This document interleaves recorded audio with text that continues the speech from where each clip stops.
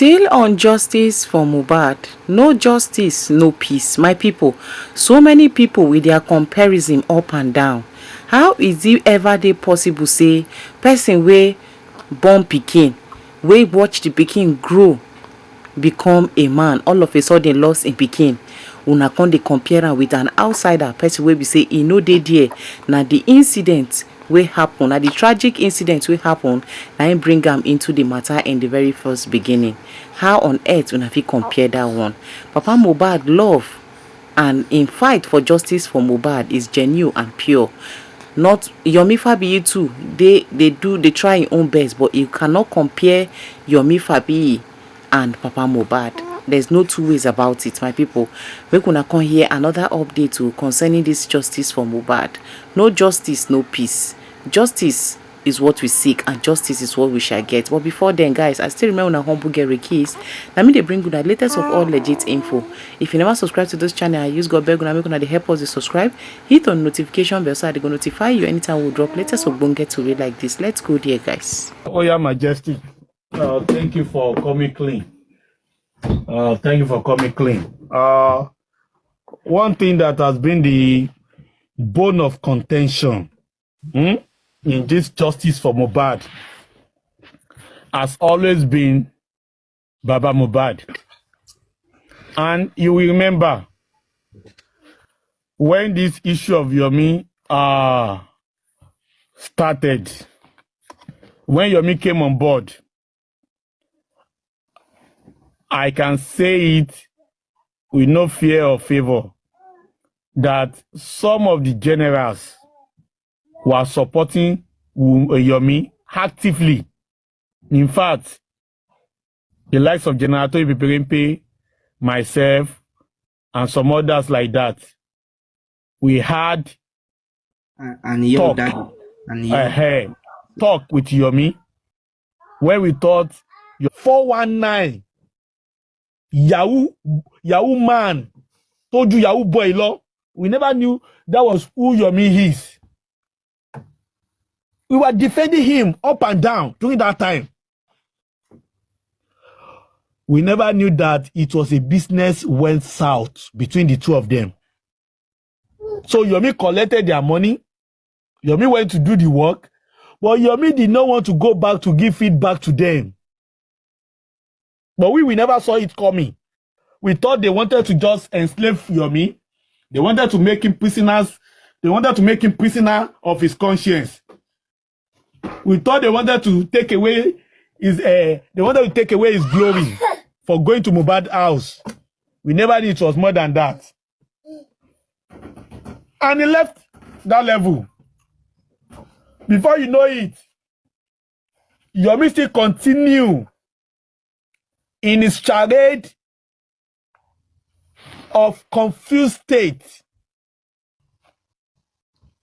going to platform for one platform to another, and before Yomi will say three things, Yomi will talk about money. Before Yomi will make two complete sentences, he will talk about money. Then at that point, we began to wonder, when you say you are human rights activist, you are offering selfless services to the society, was the issue of money supposed to be your priority? Talking about money, and that way. It got to a point when that Yekudi matter was going on. Yomi said, okay, people advising that they wanted to take a lawyer. When Mohbad the only lawyer. I went to Yomi's platform. I told him, I said, Yomi, be careful. The issue of Mohbad only lawyer was a ploy to turn you against the source of this case. Be careful. But we thought we were advising a sensible man. We never knew that he had his ulterior motive and he knew where he was going. Yomi failed to listen to us. After that time, Yomi created NGO, whatever the word account. And Yomi was saying he will not do accountability for anybody. And Yomi started promoting his NGO. After Yomi went with Karima, Because there was thing that happened with the Karima and the platform that she used to be at that point. And Karima went away. Karima was abusing everybody. Karima was abusing everybody. Everybody from head to toe. But Yomi went with Karima. And Yomi started dancing behind Karima. That was when I knew that this man is a shameless being. Because if by chances and everything, you could not see anybody you could go with than Karima, at that point in time, when it was obvious to everybody that Karima was not for justice, we were jogging back to family, and you went with Karima because of money. Because Karima promised you 3.5 million naira, you now started dancing and you love Omowura. As useless, as stupid as Yomi Fabi is. Yomi was dancing with Karima and you love Omowura. Mama Sodiwuke. That was when I knew, ògìrìtà kùn lẹ́fun lásán ni bọ̀bọ̀ játijàti pé kò sọpọlọ lórí ẹ̀. Nítorí owó 3.5 million naira. Ìwọ tó dẹ̀ sọ pé olówó pa ó tí ó mọ̀yàn, ìwọ ni ó wà nínú ayé, ìwọ ló kọ́kọ́ dáyé, ìwọ ni kídìkìdì kan 3.5 million naira. Wọ́n ló gbé kéwù Yomi tó fi lọ di ọmọ ẹ̀yìn Karima tó ń jó Àyìnlá Ọmọwúrà lẹ́yìn Karima. That was when I knew that this guy amounted to nothing, not only in life but also in J4M. That this guy is a fraudster, pure fraudster. Eléyìí ó wá ganu sí owó ni, ó ti wo J4M. It was after that time la rí pé la wá gbọ́ pé Yomi tiẹ̀ sọ pé tó bá fi wá ṣe judge for Mohbad pé ṣé owó wà ń bẹ̀. Yomi was asking àwọn tí wọ́n lọ gbé Yomi wá ńgbà yẹn. Yomi was asking them pé ṣé owó wà nínú justice for Mohbad. I've never heard it. Kí wọ́n ní pé ọmọ kan kú, pé ọmọ ẹnìkan kú, ẹ̀ ń jà fún justice. Ìwọ wá ń béèrè pé ṣé wọ́n lè sanwó ẹ. Imagine that kind of statement. Pé ṣé owó wà ń bẹ̀, pé ṣé wọ́n lè sanwó ẹ. No wonder this stupid guy that called himself Yomi Fabi few weeks ago was talking on one of the platforms. Ló sọ pé they were supposed to give him 50 million naira first. Pé òun jà fún justice. Pé ẹ kọ́kọ́ fún ní 50 million naira. Can you imagine that? Pé ẹ kọ́kọ́ fún ní 50, please, 50 million naira for what? Bàbá ọmọ tí wọ́n pa ọmọ ẹ̀ gan, ẹ̀ tí fún ní 50 million naira. Pé gbà pé wọ́n pa ọmọ ẹ̀ lọ́wọ́. Ìwọ lásán ìwọ rádaràda, ìwọ tó ní anything ṣe lórí justice, ìwọ ló sọ pé yẹ kọ́kọ́ fún ẹ ní 50 million naira. So it's quite simple for everybody to see. Pé eléyìí kò lẹ́ni tí tó gbé dání. And if this guy will say two, three things, a sọ pé governor ń ṣiṣẹ́, ìjọba ń ṣiṣẹ́, kìnìkan, everybody must leave the family and come and queue behind him. The desperation was so palpable at that point. This man suddenly turned himself to a competitor in J4M. Yomi Fabi was going into inboxes of people. Láti lọ máa kọ ẹ̀yìn wọn sí bàbá Mohbad. Ẹni tó ẹ pé ó gba lọ́yà, ó ṣe gbogbo ẹ̀ pẹ̀lú owó tẹ́lẹ̀ dá. Ó ń lọ sí inbox wọn. Ìbùkún tó gbé mọ́tò fún bàbá Mohbad. Yomi Fabi yìí ó ń wọ́n àti gba nọ́mbà Ìbùkún. Kó lè bá gba owó lọ́wọ́ yẹn náà. Kò sí ẹni tó lówó lọ́wọ́ ní justice for Mohbad. Tí àwọn tó ń bá Yomi Fabi ṣiṣẹ́ tí wọ́n mọ̀, tí wọ́n ti rán Yomi Fabi sí. Yomi Fabi dé ọ̀dọ̀ QH radio. Ó bà bẹ̀ jẹ́. Kò síbi tó dé tí ó ti bá bàbá Mohbad jẹ́. Yomi Fabi. And Yomi Fabi was speaking in a place tó sọ pé ó lóun ti náwó lórí justice for Mohbad. They ask Yomi Fabi pé èló lẹ ti ná gan. Ó ní tó bá ń ṣe àkáǹtì pé ilẹ̀ àṣù ilẹ̀ máa mọ́. Wọ́n tún bẹ̀ lọ́wọ́ pé just tell us how much you have spent. Ó lóun ti náwó, ó ní gbogbo owó tí wọ́n, ó ní gbogbo owó kíní tó ń ṣe. Ó ní gbogbo owó tó ń ṣe, ó lóun ti ná gbogbo ẹ̀ tán lórí justice for Mohbad. Yomi Fabi lies profusely for a living. He's a pathological liar. And he has got nothing, no input in justice for Mohbad so far.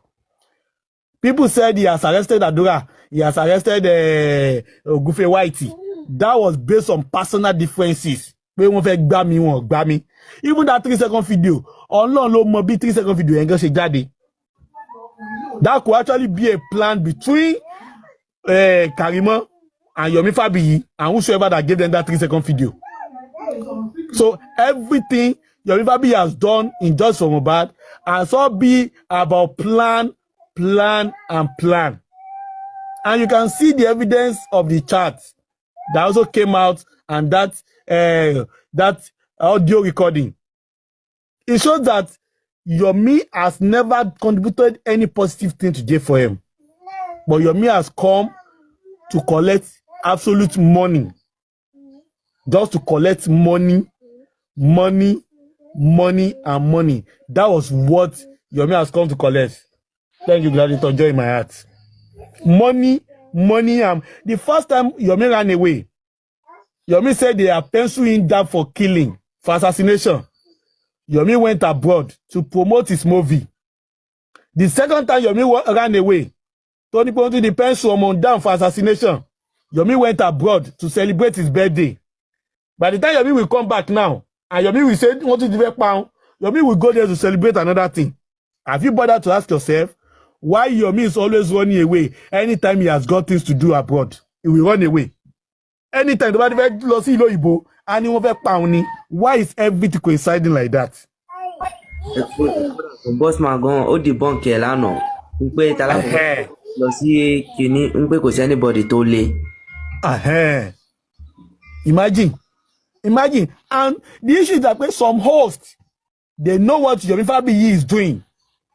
But because of our own interest in Inue, nítorí àwọn náà mo bọ́n yẹn máa pa àpàdín wọn, àpàjẹ wọn, àwọn náà wọ́n mọ̀ pé àwọn fẹ́ gang fight against Baba Mohbad. They will not be able to call Yomi who he is. Pé olè ní Yomi. Nítorí wọ́n lo Yomi láti bá Baba Mohbad jà. Àwọn náà bó ṣe ń gbọ̀n sórí table, òun ló ń gbọ̀n sínú àpò wọn. So they will not want to call Yomi pé olè ní Yomi. All of them today, wọ́n gbọ́ ohun kan tó ṣẹlẹ̀ lórí ọ̀rọ̀ Yomi, but they cannot say it on their platforms. Nítorí wọ́n mọ̀ pé táṣìírí Yomi bá tú, àṣírí tàwọn náà máa tú. So they will rather leave it and keep quiet.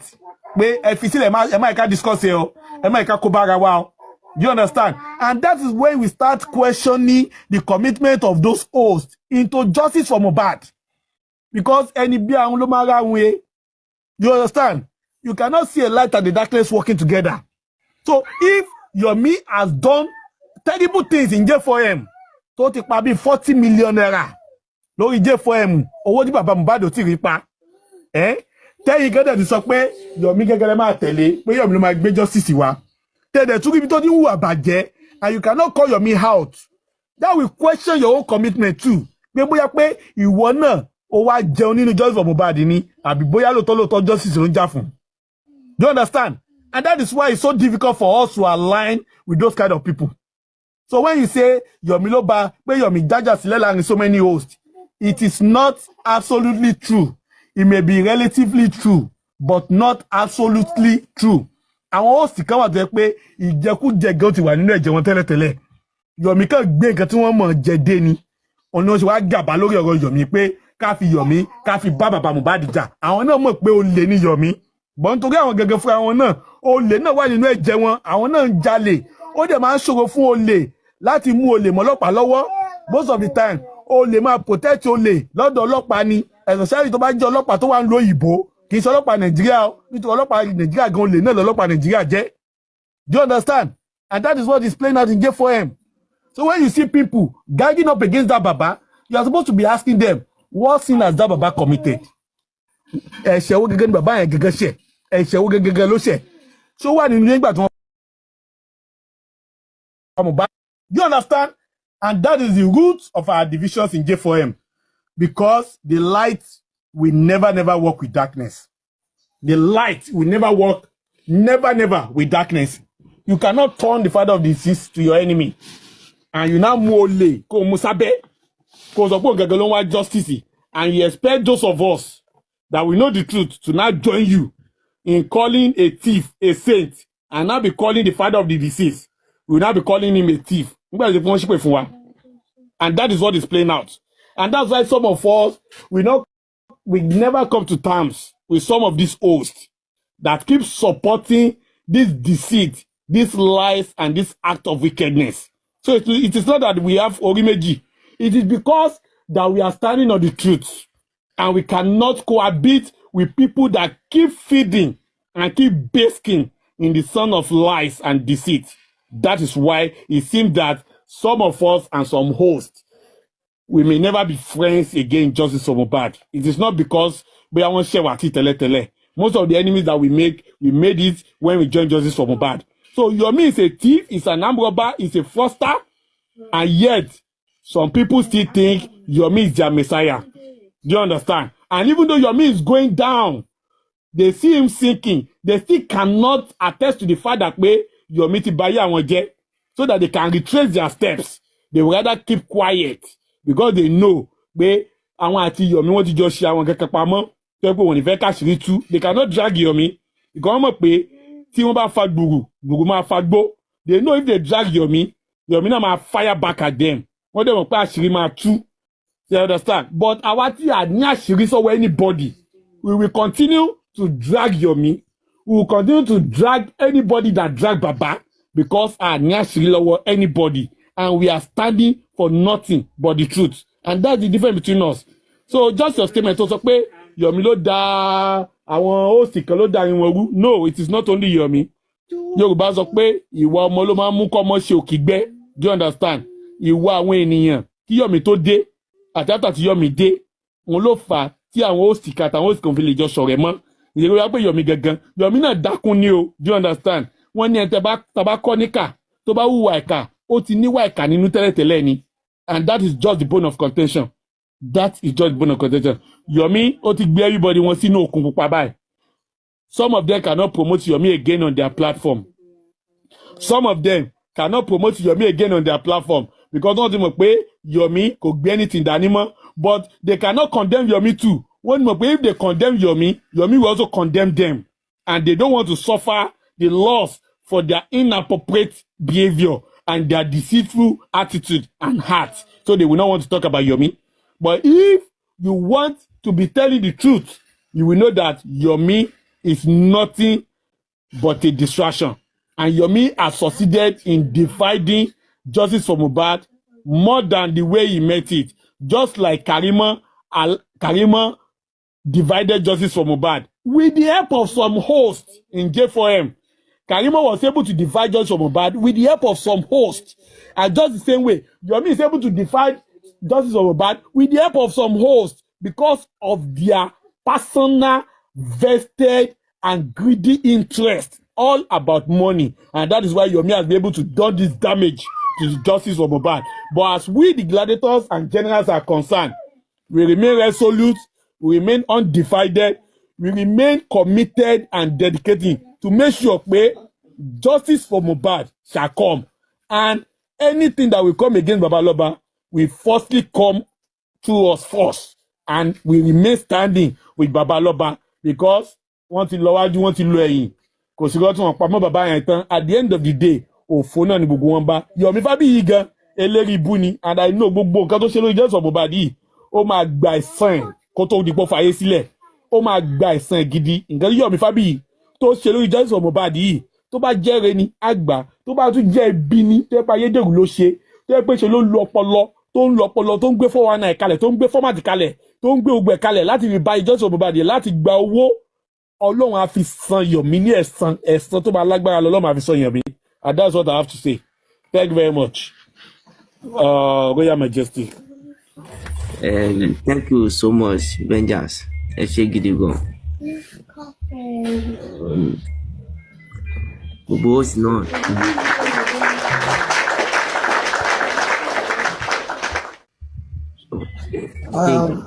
Rangers, ẹjọ́ ṣé a lè sọ̀rọ̀ àbí ẹlòmíì kò fẹ́ sọ̀rọ̀? Okay, ma. General Babe, Royal Majesty, kó sọ̀rọ̀ sí Denke sọ̀rọ̀. Royal Majesty, you can speak and then General Babe will speak, please. Royal Majesty, speak and let General Babe speak. Okay, Rangers. Mi bẹ́ẹ̀ náà ni much láti sọ.